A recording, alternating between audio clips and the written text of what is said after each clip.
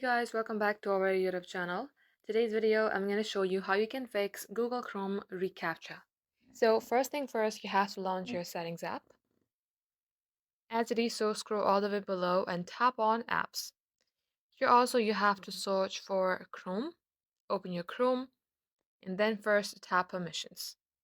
Make sure notifications are allowed in your Chrome.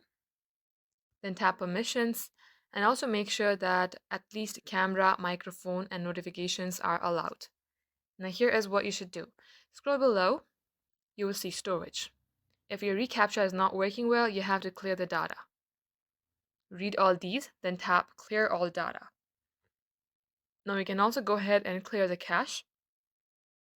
Come back onto app info page and tap on install unknown apps. Make sure this is disallowed. If you would like to install apps, you may go ahead, come at this page again and allow it, but for now you have to disallow this. Once it is so, tap on this default that says browser app. Make sure Chrome is your default browser. Once you do all this, restart your device, launch a Chrome, and this shall fix your problem.